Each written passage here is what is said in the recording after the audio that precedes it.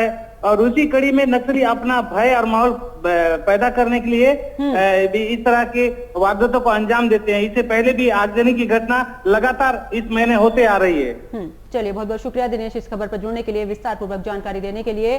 तो छत्तीसगढ़ से बड़ी खबर आपको बता रहे हैं, जहां पर छत्तीसगढ़ के दंतेवाड़ा में बड़ा नक्सली हमला हुआ है। बड़ी खबर आपकी टीवी स्क्रीन पर। आईईडी विस्फोट में 11 जवान शहीद हो चुके हैं। हमले के बाद सीएम भूपेश बघेल का बयान सामने आया है। नक्सलियों को बख्शा नहीं जाएगा, यह भी भूपेश बघेल की तरफ से कहा गया है। तो बड़ी खबर आपको बता रहे हैं, जहां पर बता दें कि छत्तीसगढ़ के दंतेवाड़ा में बड़ा नक्सली हमला हुआ है। आईईडी विस्फोट में 11 जवान अभी तक शहीद हो गए हैं। और इसी के बाद ये भी बता दें कि हमले के बाद मुख्यमंत्री भूपेश बघेल का बयान सामने आया है। उन्होंने कहा नक्सलियों को बख्शा नहीं जाएगा, जो भी आरोपी है उन्हें सख्त से सख्त सजा मिलेगी।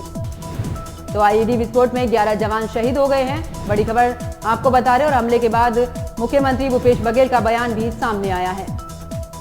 तो छत्तीसगढ़ के दंतेवाड़ा में बड़ा नक्सली हमला हुआ है। इसमें 11 जवान शहीद हो गए हैं। दंतेवाड़ा के अरनपुर के डिस्ट्रिक्ट रिजर्व गार्ड फोर्स को लेकर जा रहे थे, जहां पर वाहन पर इस दौरान आईईडी हमला हुआ है। शहीद जवानों में 10 डीआरजी के जवान और एक ड्राइवर शामिल है। वही हमले को लेकर मुख्यमंत्री भूपेश बघेल ने कहा है कि नक्सलियों को छोड़ा नहीं जाएगा। ये घटना बहुत ही दुखद है। नक्सलियों के खिलाफ हमारी लड़ाई अंतिम चरण में है। योजनाबद्ध तरीके से ये भी कहा है कि नक्सलवाद को जड़ से खत्म किया जाएगा। और साथ ही बता दें कि छत्तीसगढ़ से ये खबर आपको बता रहे, जहां पर छत्तीसगढ़ के दंतेवाड़ा में बड़ा नक्सली हमला हुआ है। छत्तीसगढ़ के दंतेवाड़ा में बड़ा नक्सली हमला हुआ है, जहां पर बता दें कि आईईडी विस्फोट में 11 जवान शहीद हुए हैं। हमले के बाद सीएम भूपेश बघेल का बयान सामने आया है। नक्सलियों को छोड़ा नहीं जाएगा, भूपेश बघेल की तरफ से कहा गया है। तो बड़ी खबर छत्तीसगढ़ से आपको बता रहे, जहां पर छत्तीसगढ़ के दंतेवाड़ा में बड़ा नक्सली हमला हुआ है। तो साथ ही बता दें कि जवान ऑपरेशन पर निकले हुए थे, जहां इस दौरान नक्सलियों ने अरनपुर के पालनार क्षेत्र में जवानों से भारी, और साथ ही आपको बता दें कि इस दौरान नक्सली हमला हुआ है।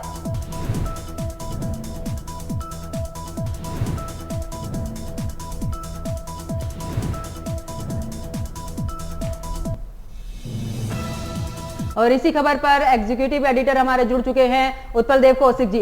उत्पल देव कौशिक जी, जिस तरीके से ये हमला हुआ है छत्तीसगढ़ में, अक्सर हमने हमलों की खबरें देखी भी हैं, और अब इस बार तो एक आत्मघाती जिस तरीके से ये हमला हुआ है, 11 जवान शहीद हो गए, इसको लेकर क्या कहना है? देखिए पंकज जी, कि जो छत्तीसगढ़ का जो इलाके हैं वो नक्सल प्रभावित इलाके हैं, जिनमें आपका बीजापुर है, सुकमा है, बस्तर है, दंतेवाड़ा, कांकेर, नारायणपुर और राजनांदगांव। इसके अलावा कोंडा गांव जो शामिल है, जो केंद्र सरकार ने जो रिपोर्ट जारी की थी 2021 के आंकड़ों के मुताबिक। तो इसमें ऐसा नहीं है कि ये पहली बार हुआ है। पिछले 10 साल में इसमें करीब 4000 के करीब नक्सली हमले हुए थे, जिसमें करीब 500 के आसपास जवान शहीद हुए थे। गृह मंत्रालय ने 2021 में भी लोकसभा में बताया था कि 10 साल में, यानी 2011 से लेकर 2020 तक छत्तीसगढ़ में 3722 के करीब नक्सली हमले हुए, जिसमें करीब 489 जवान इसमें शहीद हुए थे। और इसके अलावा जो अभी ये जो आईईडी ब्लास्ट में जो हमले में जवान शहीद हुए हैं, ये भी दंतेवाड़ा का अरनपुर इलाका है।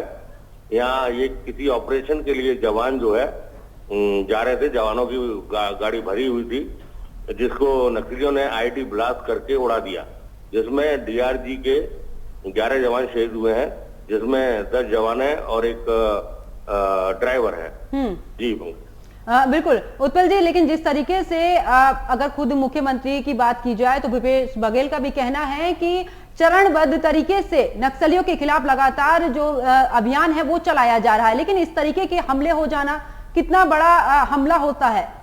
देखिए, कहीं ना कहीं इसमें कोई ना कोई चूक है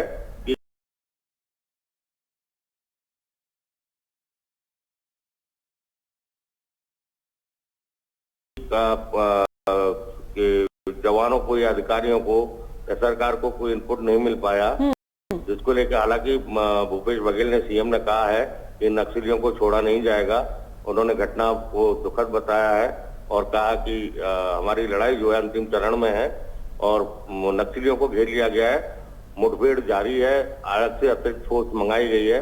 लेकिन चूंकि राजनीति है तो इसमें अभी जो पूर्व मुख्यमंत्री रहे छत्तीसगढ़ के रमन सिंह, उन्होंने बघेल पर हमला किया है कि साहब ये कायराना हमला है, लेकिन बघेल हर बार ये कहते हैं कि हम उस पर कार्रवाई कर रहे हैं, लेकिन कोई ठोस कार्रवाई नहीं होती, बड़ा हमला हो जाता है और उन लोगों को कोई ठोस कदम नहीं उठा रहे।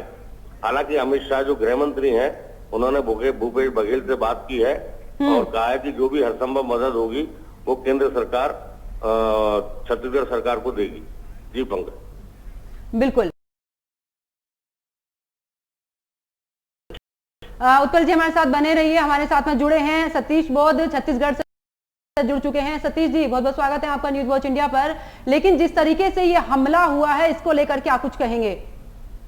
देखिए, ये जो आज दंतेवाड़ा में जो हमला हुआ है जिसमें 11 जवान हमारे शहीद हुए हैं, तो ये तो एक छोटा घटना में आज की जो 27 साल की जो बड़ी पहली घटना है और लगातार नक्सलियों द्वारा इस तरह घटना को अंजाम देते रहते हैं नक्सली। आपको बता दें कि इसके पहले भी कुछ महीने पहले भी लगातार नक्सलियों द्वारा जो जनप्रतिनिधि है उन पर अटैक किया गया, उनके घर में जाके उनकी हत्या कर दी गई। पहले बीजेपी के नेताओं के घर पे जाके उनकी हत्या की गई, उसके बाद कांग्रेस के नेताओं पर हमला किया गया।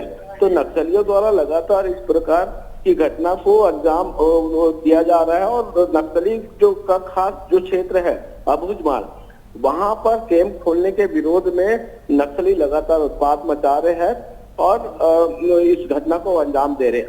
आपको बता दें कि इस घटना कुछ दिन पहले देश के गृह मंत्री अमित शाह पहुंचे थे, उन्होंने बयान दिया था कि नक्सली बैकफुट पे है, लेकिन उनका जो बयान है इस घटना को झुटला दे रहा है। इस घटना के बाद वो उनका बयान झूठा साबित हो रहा है, क्योंकि नक्सली लगातार हमला कर रहे हैं, लगातार जो सड़कें निर्माण में लगी ठेकेदार की गाड़ियों को आग लगा देते हैं, बस को आग लगा देते हैं।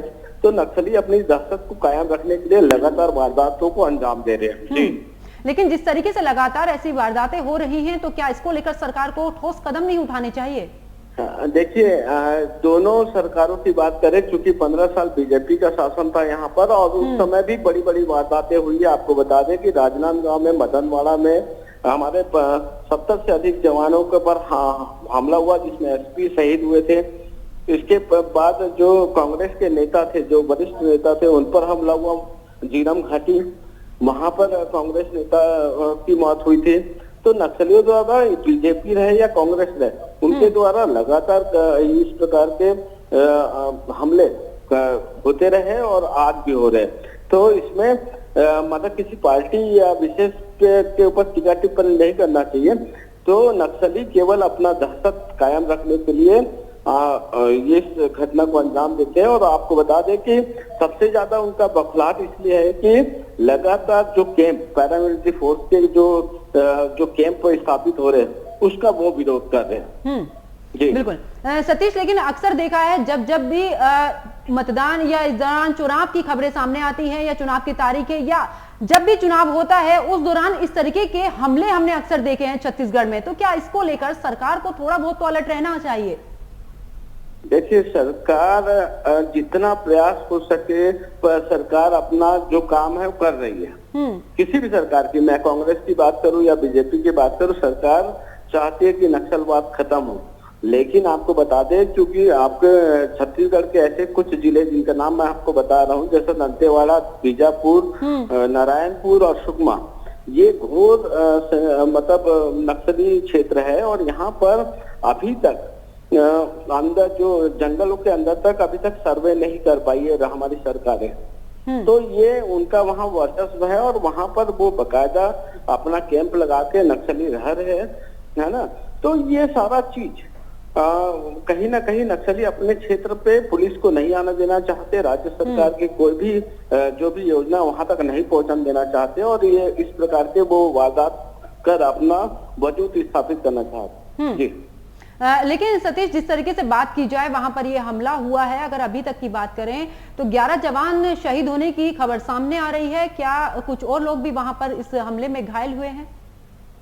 अभी जो जहाँ घटना हुई है वो घोर नक्सली क्षेत्र है, क्योंकि जब भी कभी नक्सली कोई घटना को अंजाम देते हैं तो एम्बुश लगा के रखे रहते हैं। अगर कोई उन्हें बचाने या उन्हें छुड़ाने का कोशिश करता है, जहाँ पर घटना हुई है वहां पर और फोर्स वहां पहुंचती है तो उन पर भी आक्रमण हो सकता है। तो पुलिस भी सचेत होकर वहां पहुंचती है, क्योंकि एम्बुश में अगर कोई पार्टी फंस जाती है, पुलिस पार्टी, तो उनके साथ भी हादसा हो सकता है। तो ये इसका ध्यान रखते हुए अभी जो दंतेवाड़ा एसपी उनसे फोन पे चर्चा हुई तो उनका कहना है कि फोर्स निकल चुकी है, मुठभेड़ अभी जारी है, लेकिन चूंकि सावधानी जरूरी है, क्योंकि जगह जगह नक्सलियों द्वारा आईडी लगाया जाता है, तो कभी भी कोई घटना घटित हो सकती है। जी, अगर बात की जाए तो राज्य में जिस जगह पर ये हमला हुआ है उस जगह को क्या शासन की तरफ से कुछ वहां पर अलर्ट जारी कर दिया गया है? देखिए, आपको बता दें कि छत्तीसगढ़ में जो नक्सली इलाका है वहाँ लगातार जो पैरामिलिट्री फोर्स है या जिला पुलिस है, लगातार वो अति संवेदनशील में क्षेत्र में जाने के पहले रोड सर्चिंग करती है और बहुत सारे जो उनके नियम कायदे वो उनको अमल करती है। तो आपको बता दें कि जहाँ पर घटना हुआ वो नक्सली क्षेत्र है और जंगल, आपको बता दें कि छत्तीसगढ़ का जो जंगल है बहुत ज्यादा घना जंगल है, तो जंगलों की वजह से उसका फायदा उठाते हुए नक्सली इस प्रकार घटना करके जंगल की ओर निकल जाते हैं, फरार हो जाते हैं। बहुत बहुत शुक्रिया सतीश इस खबर पर जुड़ने के लिए, विस्तार पूर्वक जानकारी देने के लिए। तो छत्तीसगढ़ से इस वक्त की बड़ी खबर आपको बता रहे, जहां पर बता दें कि छत्तीसगढ़ के दंतेवाड़ा में बड़ा नक्सली हमला हुआ है। आईडी विस्फोट में 11 जवान अभी तक शहीद हुए हैं और इसी के साथ बता दें कि हमले के बाद सीएम भूपेश बघेल का भी बयान सामने आया है। नक्सलियों को बख्शा नहीं जाएगा, भूपेश बघेल की तरफ से यह भी कहा गया है। तो बड़ी खबर, छत्तीसगढ़ के दंतेवाड़ा में बड़ा नक्सली हमला हुआ है।